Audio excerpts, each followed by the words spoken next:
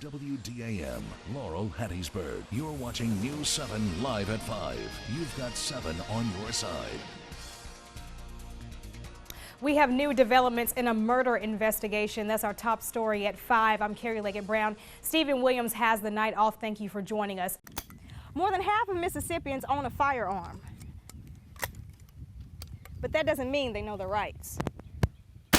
It's 5 years into the deadline, but according to Kirkendall, prep has to start now.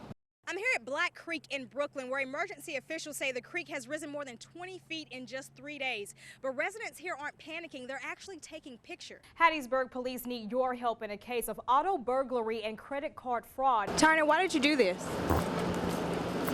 Why did you shoot those people?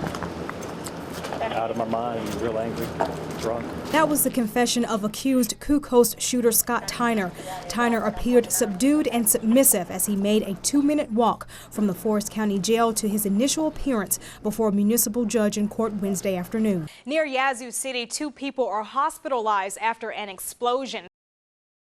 On June 10, 2011, police found the body of Melvin Buckhelter face down right here along these tracks.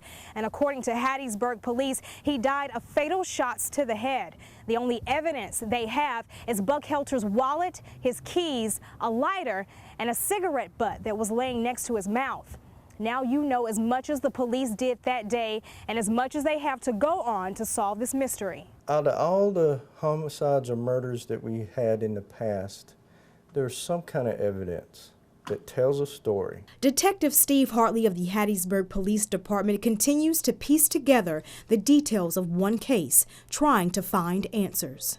This had no story. It had no evidence. It had no story to tell. Evidence, motives, leads. These are all vital aspects missing from Melvin Buckhelter's murder. This case, it's considered a cold case. Hartley is the lead detective investigating the murder. The circumstances of Buckhelter's death have perplexed Hartley for more than a year. He arrived at the scene at 7:30 that summer morning, about an hour after a passerby who found the body flagged down a policeman. No shell casings. Was it any tracks, as far as tire tracks, any footprints or anything like that? Which Hartley finds strange, since much of the area is covered in gravel. When Hartley and I visited the scene where Buckhelter was found, we couldn't take a step without leaving our footprints behind. Buckhelter's body position led to more questions. When we arrived on scene, he was laying down in a fetal position, somewhat of a fetal position, and then his wallet was laying next to him. To Hartley, the fetal position suggested Buckhelter was defending himself, but from whom?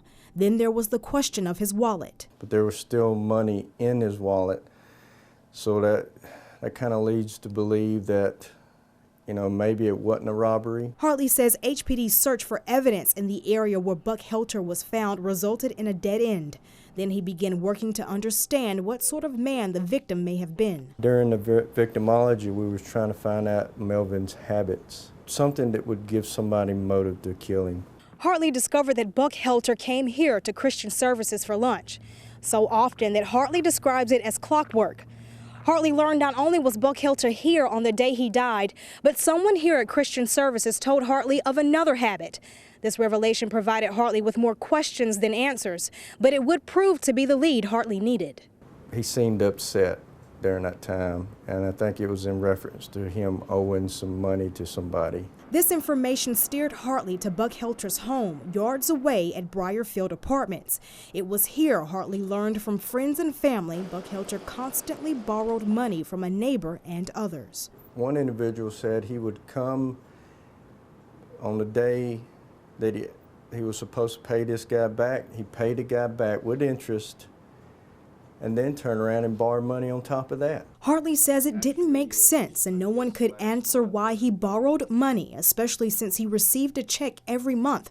Other suspicions like drug use were ruled out. As far as toxicology, he didn't have any drugs in his system. More mysteries would unfold once a source informed Hartley that Buckhelter was last seen alone around 9 p.m. near the spot where his body was found. The information contradicted what those who knew Buckhelter told investigators.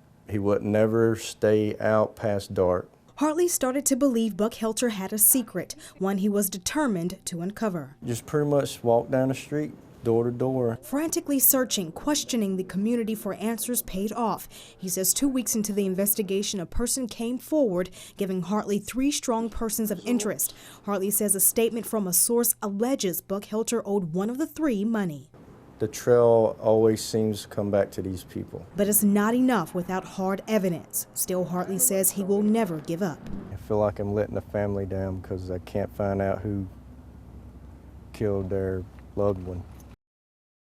What's to stop an officer from coming to your home, saying anything they can to gain access to search? There's really nothing that stops an officer from being a rogue officer. Forest County Sheriff Billy McGee says there's not a simple yes or no answer when it comes to search and seizure. Searches hinge on what's called probable cause. Do you know what your rights are when law enforcement comes knocking at your door? For any officer trying to gain access to search, it can be established with their senses. Your eyes and your nose are 2 things that can't trespass. If you smell a substance that you've been trained to know is an illegal substance, it would give you the right to do a search of that premises. McGee says an officer can come to your home without probable cause, enter with your permission, and then establish probable cause once inside. If you consent to a search of your house, once the law enforcement officer steps inside that house, if there's anything in plain view of that officer that is illegal, then he has the right to seize it.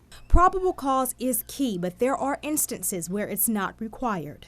If you can establish that there is a threat to public safety or that some evidence could be destroyed, then you can search without a warrant. McGee says that's the most important thing to ask for when law enforcement is at your home. McGee says you should request it immediately. I'd like to see the search warrant that shows specifically what you're searching for and where you're going to search. McGee says you can ask for a warrant even if the claim to search is critical, like a tip someone is being held against their will. You can act on that anonymous call to a point. I can go to your residence and ask you, I can stand outside your door before I knock and see if I hear anything going on that's suspicious in that house or so forth. But when I knock on the door and you present yourself and I tell you what I'm there for, you can say, I'm not holding anybody against their will. If you want to search, you're going to have a search warrant.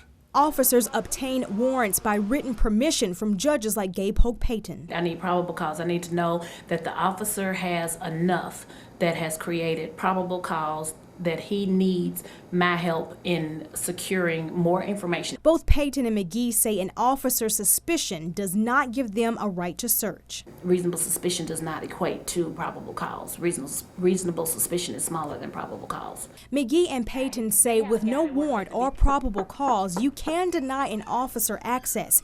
If an officer conducts a search without those things, your Fourth Amendment rights have been violated. McGee says if an officer goes rogue, hopefully it will catch up with them. Normally when that happens, you have another officer who has not strayed away from what he should be doing that ends up telling on him. Karrie Leggett-Brown for 7 on your side. A former Hancock County road manager and 3 family members are scheduled to be sentenced tomorrow for taking kickbacks after Hurricane Katrina. Prosecutors say Roger Latner was given the authority to award millions of dollars in ditch cleaning contracts after the storm, and some of the contracts went to his family members. Latner pleaded guilty to conspiracy. His wife pleaded guilty to altering records. Latner's 2 brothers have also entered guilty pleas in this case. Authorities and a shocked community are trying to understand how and why 22-year-old Jacob Tyler Roberts walked into a crowded Portland mall armed with a semi-automatic rifle. Dozens of Hub City residents gathered at the Hattiesburg Visitor Center today to celebrate the holiday season with neighbors and guests from out of town. They took part in the 9th annual Christmas open house hosted by Visit Hattiesburg. The event featured free holiday food and Christmas carolers. The reigning Miss Hospitality also greeted visitors.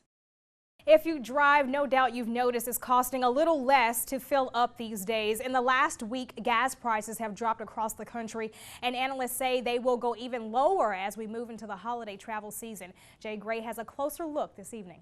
It's been the worst kept secret in consumer technology the past few months, the advent of a smaller sized iPad. Apple officially took the wraps off of the product today, but not without a surprise or two. Mark Barger has details. And at 6:30 on our ABC channel, a look at a haunted attraction in Moss Point. They'll do it for us at 5. More news online at WDAM.com, as well as our Twitter and Facebook pages and our iPad and mobile apps. Thanks for joining us.